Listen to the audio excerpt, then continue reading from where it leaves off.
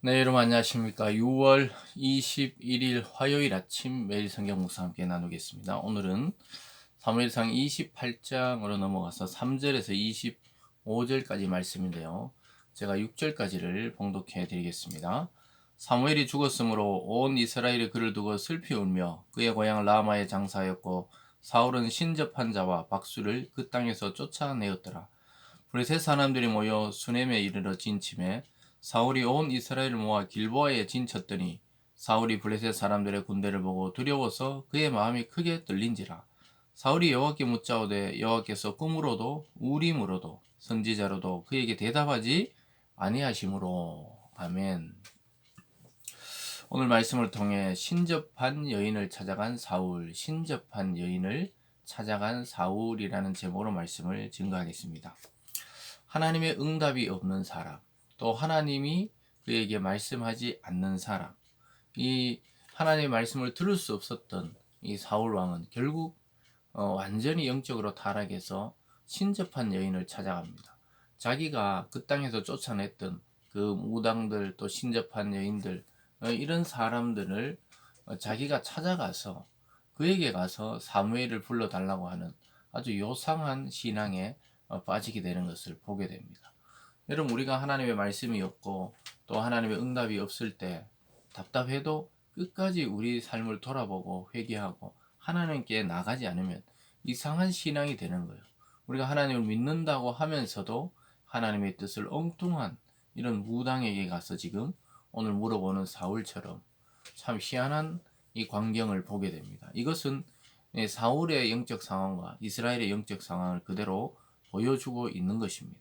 하나님의 응답이 없을 때 사울은 절망했고 두려움에 빠졌고 결국은 미신으로 흘러가고 말았습니다.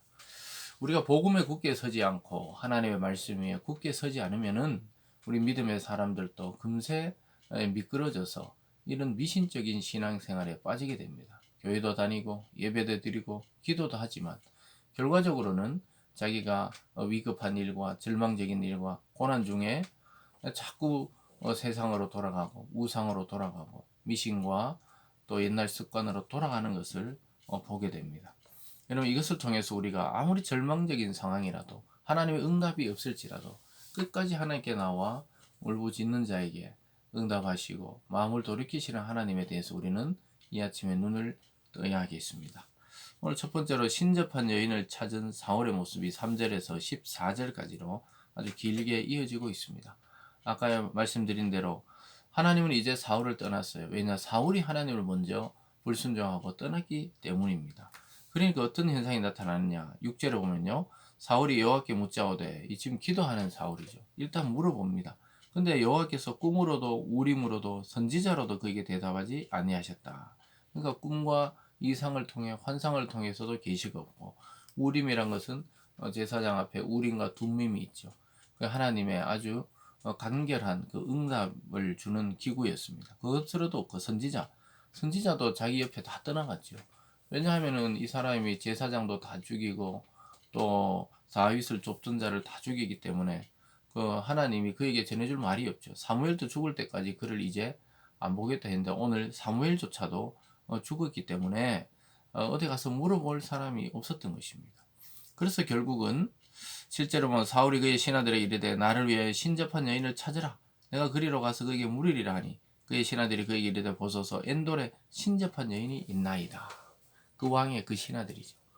아니 왕이 다 쫓아냈었는데 그런 여인을 찾을 때 왕이시여 성전으로 가서 기도해야 됩니다. 그리고 하나님께 해야 된다고 해야 되는데 신접한 여인이 어디 있냐, 무당 어디 있냐니까 용한 무당이 엔돌이라는 그 지역에 살고 있다. 이걸 말해줍니다. 그래서 결국은 사울은 변장하고 가서 그 여인을 찾아갑니다. 8절에 보면 사울이 다른 옷을 입어 변장하고 두 사람과 함께 갈새 그들이 밤에 그 여인에게 이르러서는 사울이 일어나 청하노니 나를 위하여 신접한 술법으로 내가 내게 말한 사람을 불러올리라 하니 여인이 그에게 이르되 내가 사울이 행한 일 곧 그가 신접한 자와 박수를 이 땅에서 멸절시켰음을 아나니 내가 어찌하여 내 생명에 올무를 놓아 나를 죽게 하려냐 하는지라. 아니 어떤 사람이 변복을 하고 왔으니까 처음에는 왕인들 잘 몰라봐요. 그래서 신접한 여인이 아니 지금 왕이 지금 다 쫓아내고 이랬는데 너가 왜 이렇게 와서 나에게 묻냐. 내가 만약에 그 그러한 여인인 걸 알면 내가 죽게 되는데 왜 올무를 놓느냐 이렇게 이야기를 합니다. 근데 사울이 어떻게 해요? 벌을 당하지 않겠다. 자기가 맹세하고 하나님의 이름으로 그를 용서한다 그래요. 10절에 사울이 여호와의 이름으로 그에게 맹세하여 이르되 여호와께서 살아계심을 두고 맹세하노니 내가 이 일로는 벌을 당하지 아니하리라 하니. 아주 웃기는 이야기죠. 지금 무당을 찾아가서 하나님의 이름으로 안전을 보장하고 있는 이 참 말도 안 되는 이 상황을 우리가 지금 보고 있는 것입니다. 그래서 여인이 물러봐요. 누구를 불러 올리냐 하니까 11절 끝에 사울이 되 사무엘을 불러 올리라 하는지라. 그렇게 이야기하니까 여인이 또 불러 올려요. 불러 올리는데 12절에 여인이 사무엘을 보고 큰 소리를 외치며 사울에게 말하여 당신이 어찌 나를 속이셨나이까? 당신이 사울이시니이다. 사무엘을 불러 올리라니까 그 여자가 이래 쭉 해보니까 사울인 걸 대번 알아차리는 거예요. 이 귀신이 막 귀신같이 알아차리는 것이죠. 그러면서 어찌 나에게 이렇게 나를 속여서 이렇게 두렵게 하느냐 하니까 왕이 또 안심시켜요. 아까처럼 뭘 보았느냐, 영이 땅에서 올라오는 것을 보았다 하고 막 이게 희한한 현상을 이야기합니다. 14절에 사울이 그에게 이르되 그의 모양이 어떠하냐 하니 그가 이르되 한 노인이 올라오는데 그가 겉옷을 입었나이다 하더라. 사울이 그가 사무엘인 줄 알고 그의 얼굴에 땅에 대고 절하니라. 그러니까 뭐 이상한 노인 같은 이것이 올라왔고 하면서 여인이 이상하게 말을, 또 원래 무당들 보면 귀신 들려서 이상한 말 하듯이 그런 말을 하니까 사울이 사무엘인 줄 알고, 근데 여기서 사무엘이라고 이야기 안 하거든요. 한 노인이 올라온다 이렇게 이야기하는데 그 사무엘이라고 착각하고 막 절을 하고, 참 이게 전부 귀신에 속는 것입니다. 여러분, 하나님이 떠난 이 사울의 모습에 남는 것은 위선과 또 적개심과 불안과 두려움, 이런 거 남습니다. 여러분, 하나님이 떠난 인생의 모습을 그대로 보여주고 있습니다. 그러면서 오늘 두 번째로 땅에서 올라온 영이 예언합니다. 이 거짓의 영이 예언하는 걸 보면서 사울을 보고 회개하라 이렇게 말하는 게 아니고, 만약 진짜 사무엘이었다면 왕이여 회개하소서 돌아오소서 이랬겠죠. 근데 이 거짓의 영, 이 귀신은 사울이 죽을 것이라고 말해요. 소망을 완전히 없애서 절망에 빠지게 합니다. 여러분, 그리스도인들이 이렇게 미신에 빠지면 이러한 위험성에 빠지게 되죠. 16절에 보면 사무엘이 이르되 여호와께서 너를 떠나 내 대적이 되셨거늘 내가 어찌하여 내게 묻느냐? 여호와께서 나를 통하여 말씀하신 대로 내게 행하사 나라를 내 손에 떼어 내 이웃 다윗에게 주셨느니라. 이렇게 말합니다.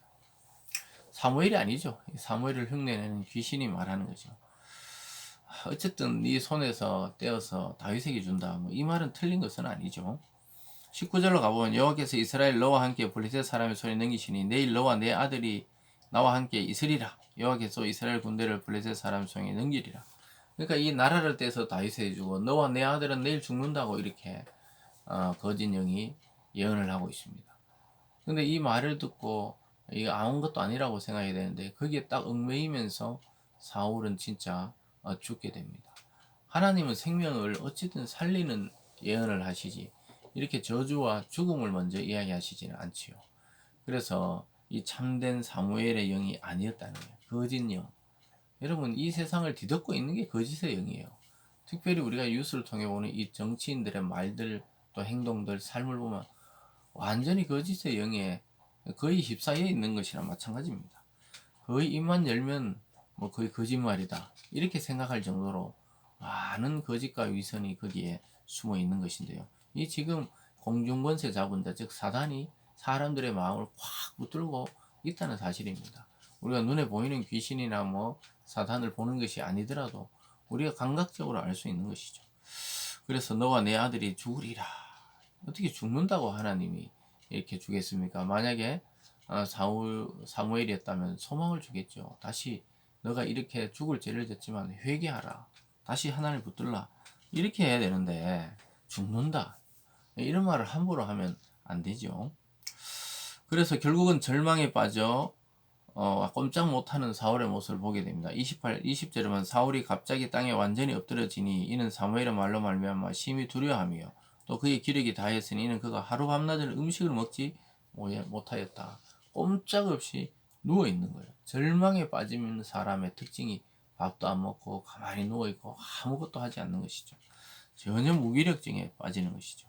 그래서 그 여자가 급히 음식을 준비해서 먹도록 하고 강건하는 것을 보게 됩니다. 24절에 가보면 여인이 집에 살찐 송아지가 있으므로 그것을 급히 잡고 가루를 가져다 뭉쳐 무기명을 만들어 구워서 사울 앞에와 그의 신하들 앞에 내놓으니 그들이 먹고 일어나 그 밤에 가니라. 여러분, 사울에게는 그 날이 절망의 밤이었습니다. 굳이 거기 안 찾아가고 하나님께 기도했다면 그렇게 목숨이 끝나지는 않았을 것입니다. 근데 이제 하나님께도 죄를 범하고 또 거짓 영에도 쏟고 자기 스스로 무기력해지고 완전히 이제 돌덩어리 같은 몸이 되어버린 것이죠.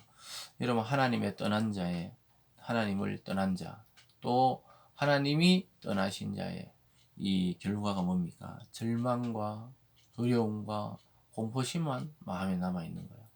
그래서 사울은 그 밤이 굉장히 고통스러웠고 결국 그 다음날 길보아산 전투에서 실제로 죽게 되는 그러한 운명을 맞이하게 됩니다. 사랑하는 여러분, 우리가 오늘 말씀을 통해 아무리 급해도 하나님이 싫어하시는 그러한 미신과 우상에 가서 물어보거나, 물론 여러분 그러지는 않겠지만, 그러나 우리 마음속에 우리의 생각을 따라 하는 것도 이와 비슷한 현상이 나타날 수 있습니다.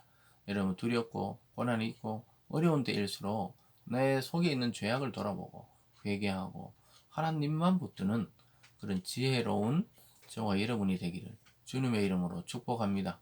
기도하겠습니다. 사랑의 하나님 아버지, 사울은 성령으로 시작했다가 참 육체로 끝이 난 사람입니다.